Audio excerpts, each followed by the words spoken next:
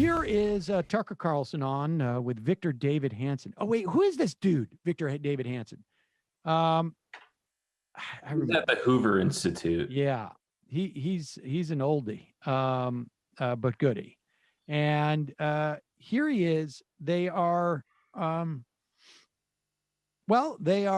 again, this is Tucker sort of talking about, on some level, religious fundamentalism without using the words. And how even the existence of someone who is not following the religious edicts of what, how they should act within the context of a family union and what the purpose of women are in our world, even the existence of someone not towing that line becomes the source of offense and complaint.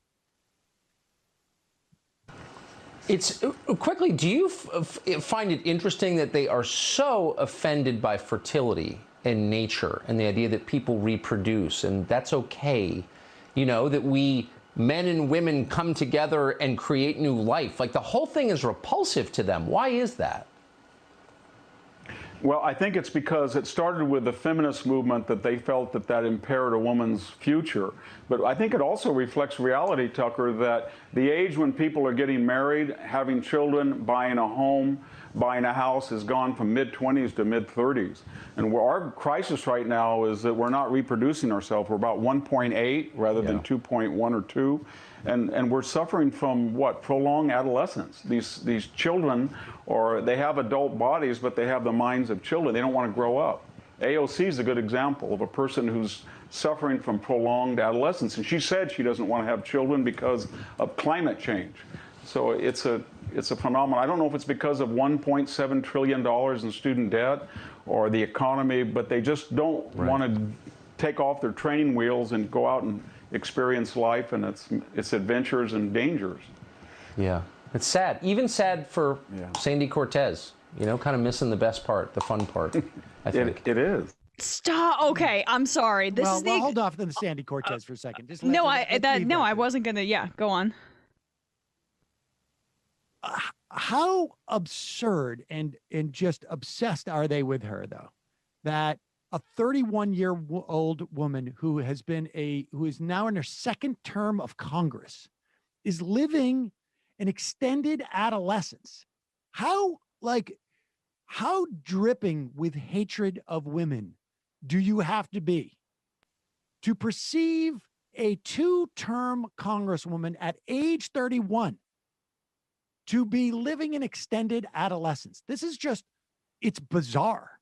Unless you understand that there's no one repulsed by fertility. They have to create that straw man because Tucker Carlson cannot say the job of a woman is, in his opinion, to be fertilized and put out a baby.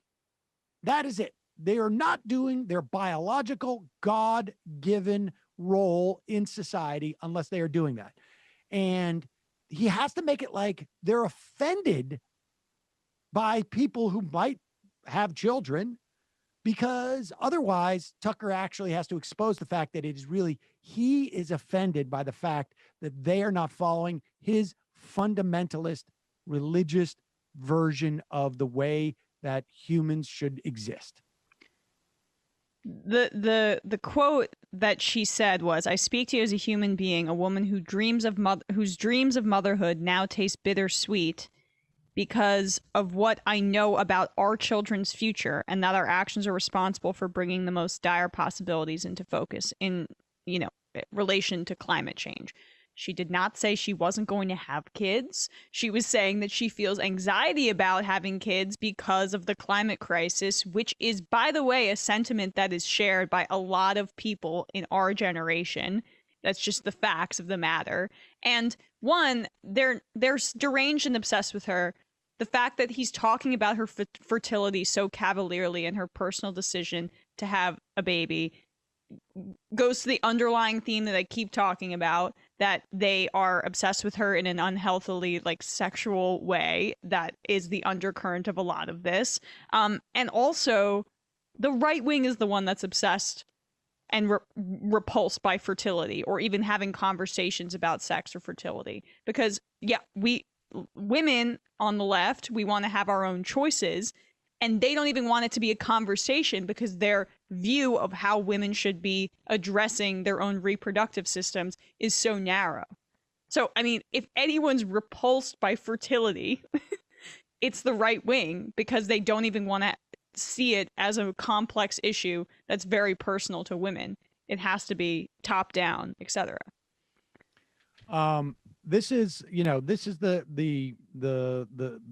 playbook is, and we're seeing this on a national level with things like, even the Supreme Court, rulings where religious freedom is imposed if other people don't function in a religious way. That is where we're headed with this. They've been headed in that way for a long time.